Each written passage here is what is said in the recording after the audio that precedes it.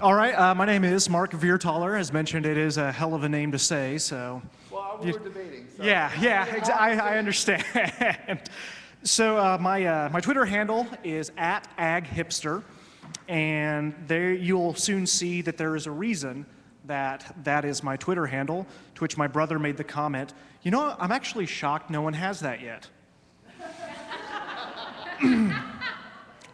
When I was in college, I had gone to Denver with a friend to watch the Colorado Avalanche play in the Stanley Cup Finals with the Dallas Stars. After the game, we decided to go down to Lodo, have some drinks, have some dinner, and as we're heading back, thinking we should get back to the hotel, we stop and hail a cab.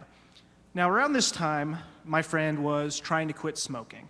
Been smoking for years, decided he was done with it. That was the end. I, on the other hand, at that time, not anymore, but at that time, I was still smoking. I'm trying to be the nice guy, didn't bother smoking. We get into a cab, and the cab driver, it's probably 2, 3 in the morning.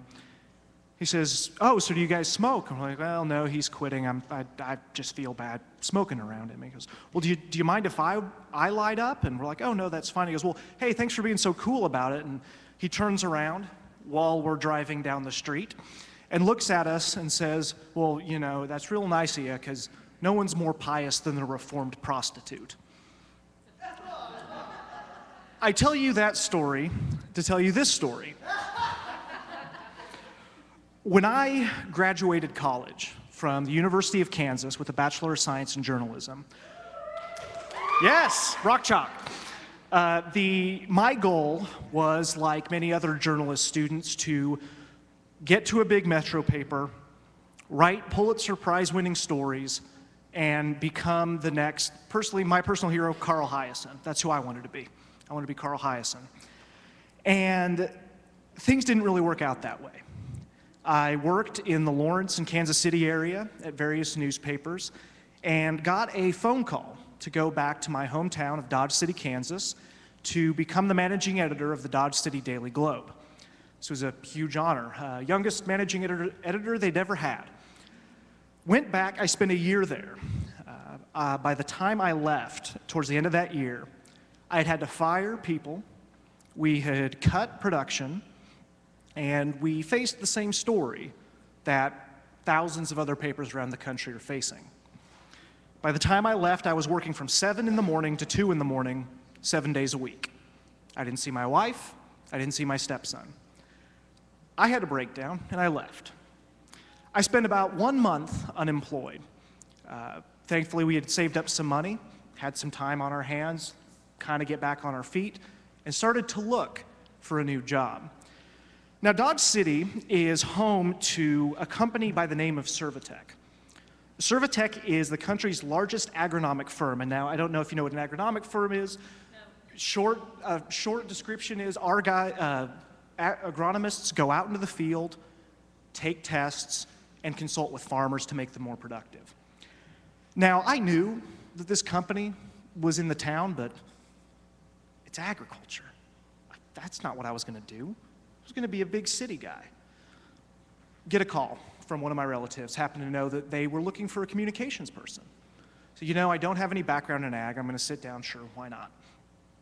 Even growing up in Dodge City, Kansas, I had preconceived notions of what agriculture was. I sit down with upper management. So the first time I'm in there, I'm sitting down with 5 people who run this entire company. Bit intimidating. And they asked me, well, what do you know about agriculture? What's your background? I said, well, nothing. I mean, my family owns a very small plot of land in western Kansas that we grow some wheat on, more as a hobby than anything else. My uncle is a rancher in as much as he owns 3 horses and occasionally has some cows. That's it. That's the extent of my experience with agriculture. The CEO, Mitch Counts, takes me on a tour of the facility because the corporate headquarters is in Dodge City, Kansas, but it spreads all throughout the Midwest, and we have a lab down in Texas even. I'm floored. The technology, the growth, how things are changing within agriculture. I had no clue of these things. I grew up in Dodge City, queen of the cow towns, and I knew nothing about what was going on with agriculture.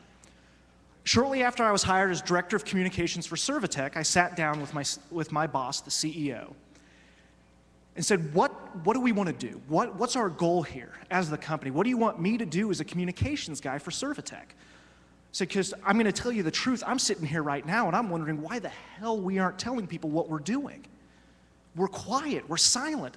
All I'm hearing is how modern agriculture is evil, how it's destroying the world, how it's worse than the Nazis, for God's sake, because they're doing it for profit.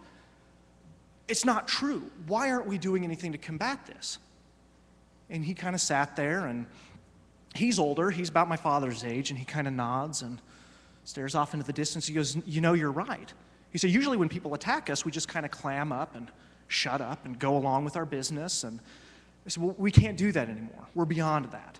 We have to find a purpose as this company within communications to take that message further, that we are doing a disservice not only to people within agriculture, but to the people who are the end users of agriculture by not telling them what we're doing.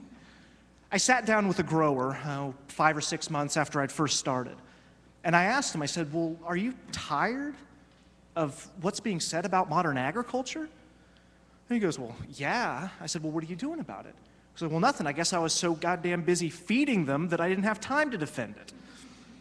Well, we're past that point now. We can't do that anymore.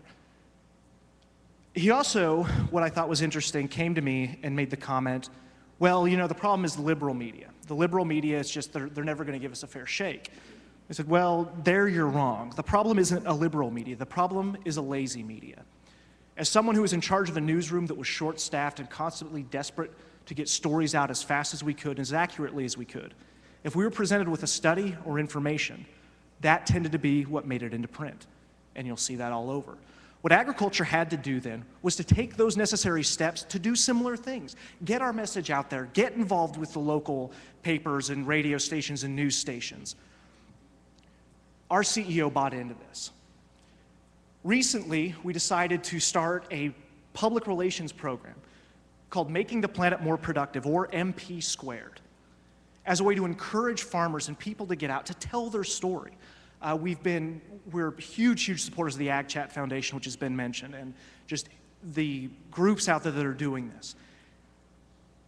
Our head salesman, who is an excellent salesman, amazing at his job, but the consummate salesman, asks during a leadership meeting once, so, Mitch, what's the profit margin on this? I mean, we're making money, right? And the CEO, who is a huge technophobe, still has a 10-year-old cell phone, uses his computer for email, stood up and he says, you know what, there are some things that go beyond profit.